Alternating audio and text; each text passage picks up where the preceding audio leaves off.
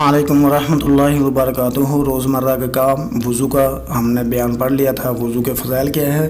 آگے ہم پڑھیں گے وضو کن چیزوں سے ٹوٹ جاتا ہے۔ نواقض الوضو، وضو کو توڑنے والی کون سی چیزیں ہیں۔ صحیح مسلم کی روایت ہے، عبداللہ بن عمر رضی اللہ تعالیٰ عنہ فرماتے ہیں اللہ کے نبی صلی اللہ علیہ وسلم نے فرمایا وضو کے بغیر نماز قبول نہیں ہوتی۔ ایک ذہن کے اندر رکھیں، وضو نہیں تو نماز نہیں ہے۔ دوسری بخاری مسلم کی حدیث ہے کہ جس شخص کا وضو ٹوٹ جائے جب تک وضو نہ کرے اللہ اس کی نماز قبول نہیں فرماتا۔ مقصد ان حدیثوں کا یہی ہے کہ وضو نہیں تو نماز نہیں ہے۔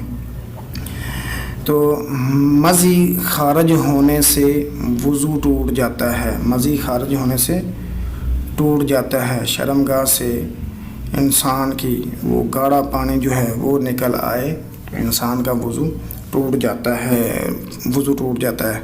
غسل کی ضرورت نہیں، آپ وضو کر لیں تو کافی ہو جائے گا۔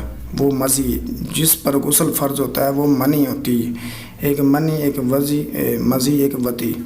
تو ذہن کے اندر رکھیں مزی اور ودی پر جو ہے ودی پر غسل نہیں ہے، وضو کرنے سے کافی ہو جاتا ہے۔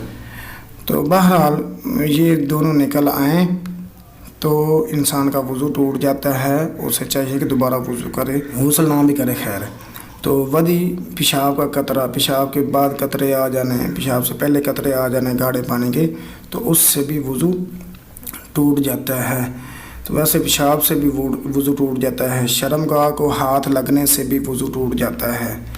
شرمگاہ کو، چھوٹے بچے کی شرمگاہ ہو، اس کو دھونے کے مقصد کے لیے ہاتھ لگ جائے، کسی قسم اپنا ہاتھ لگ جائے، کسی کا ہاتھ لگ جائے، وضو ٹوٹ جانا ہے۔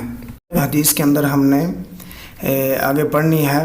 عمر رضی اللہ تعالیٰ عنہ بیان کرتے ہیں اللہ کے نبی صلی اللہ علیہ وسلم نے فرمایا، سنن الکبریٰ للنسائی کی روایت ہے، اللہ کے نبی صلی اللہ علیہ وسلم فرماتے ہیں، چھوٹی سی حدیث ہے، اکرموا اصحابی۔ کتنی چھوٹی سی حدیث ہے، اکرموا اصحابی، اکرموا اصحابی، ترجمہ میرے صحابہ کی تکریم کرو، میرے صحابہ کی عزت کرو۔ میرے بھائیو، جو ایمان رکھتا ہے نا نبی صلی اللہ علیہ وسلم پر، اور اسے چاہیے کہ نبی صلی اللہ علیہ وسلم کے فرامین پر بھی ایمان رکھے، نبی صلی اللہ علیہ وسلم کے جو اصحاب ہیں ان کی عزت کرے، یہ نبی صلی اللہ علیہ وسلم کا حکم ہے۔ چاہے کوئی بھی صحابی ہے جس نے کلمہ پڑھ لیا ہے، ایمان کی حالت میں آقا علیہ الصلوۃ والسلام کو دیکھ لیا ہے، اور ایمان کی حالت ہی میں وہ بندہ فوت ہو گیا ہے، تو اس کی عزت کرنی ہے۔ یہ میں نہیں کہہ رہا، یہ نبی صلی اللہ علیہ وسلم کہہ رہے ہیں، اس کی عزت کرنی ہے۔ اکرموا اصحابی، میرے صحابہ کی عزت کرو، یہ نبی کا حکم ہے۔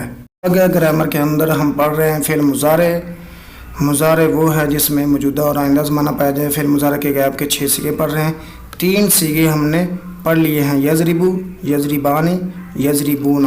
یہ بار بار پڑھے آپ کو آ جائیں گے، یضربو، یضربانی، یضربون۔ تو ان کا ترجمہ ہے یضربو مارتا ہے یا مارے گا، وہ ایک مرد۔ ان کے ترجمے کے اندر 2 ترجمے آئیں گے، اسی وقت یا آندہ وقت، مارتا ہے یا مارے گا، ٹھیک ہے، وہ ایک مرد۔ آگے الف نون آ گیا، مارتے ہیں یا ماریں گے، وہ 2 مرد۔ آگے واو نون آ گیا، مارتے ہیں یا ماریں گے، وہ سب مرد۔ تو ایک کو کہتے ہیں واحد، مرد کو کہتے ہیں مذکر، وہ کو کہتے ہیں غائب، ٹھیک ہے، واحد مذکر غائب۔ یضربو مارتا ہے یا مارے گا، وہ ایک مرد، صیغہ واحد مذکر غائب۔ یضربانی مارتے ہیں یا ماریں گے، وہ 2 مرد، 2 کو کہتے ہیں تثنیہ، تثنیہ مذکر غائب۔ یضربو، یضربانی، یضربون، یضربون مارتے ہیں یا ماریں گے، وہ سب مرد، سب کو جمع کہتے ہیں، مرد کو مذکر، جمع مذکر غائب۔ آگے ہمارے مؤنث کے صیغے ہیں 3، تو تضربو، تضربانی، تضربون، اسی طرح جس کے آخر میں الف نون آئے تو 2 کا ترجمہ کرنا ہے۔ تضربو تا شروع میں آئیے تو عورت کریں گے، یا شروع میں آئی تو مرد کریں گے۔ تضربو مارتی ہے یا مارے گی، وہی مارتا ہے یا مارے گا، عورت مارتی ہے یا مارے گی۔ تضربو مارتی ہے یا مارے گی، وہ ایک عورت، سمجھ آ رہی ہے۔ تو مؤنث عورت کو کہتے ہیں، باقی واحد مؤنث غائب۔ تضربانی، تے شروع میں مؤنث کی نشانی ہے، آخر میں 2 الف نون ہے تو 2 ہوں گی۔ تضربانی مارتی ہیں یا ماریں گی، وہ 2 عورتیں، 2 کو تثنیہ کہتے ہیں، تثنیہ مؤنث غائب۔ یضربنا چھٹا صیغہ یا کے ساتھ آ جائے گا، آخر میں نون یہ مبنی ہوتا ہے۔ یضربنا یہ مؤنث کی نشانی رکھا میں چھوٹا نون مارتی ہیں مانیں گی وہ سب عورتیں صیغہ جمع مؤنث غائب. آپ اس کی عربی سپیڈ سے یاد کریں. یضرب یضربان یضربونا تضرب تضربان یضربنا ان کا ترجمہ نشانیوں کے ساتھ یاد کریں اور صیغے جو ہیں وہ بھی یاد کریں. اصل کے اعتبار سے اسم کی 2 قسمیں ہیں، جامد مصدر. جامد کی ہم نے تعریف پڑھ لی، مصدر کی بھی پڑھ لی. آگے مصدر سے جو نکلنے والی چیزیں ہیں وہ کتنی ہیں، یعنی مشتق کتنے ہیں. تو عربی دان جو ہیں ہر مصدر سے 14 چیزیں نکالتے تھے. عربی دان ہر مصدر سے 14 چیزیں نکالتے ہیں. اصل ہمارا سبق اب شروع ہو رہا ہے. تو کتنی چیزیں؟ 14 چیزیں نکالتے تھے. ایک چیز فعل ماضی، دوسرا فعل مضارع، تیسرا اسم فاعل، چوتھا اسم مفعول ہیں. یہ 14 چیزیں. آپ ایسا کریں، آپ جو ہیں وہ 4 یاد کر لیں.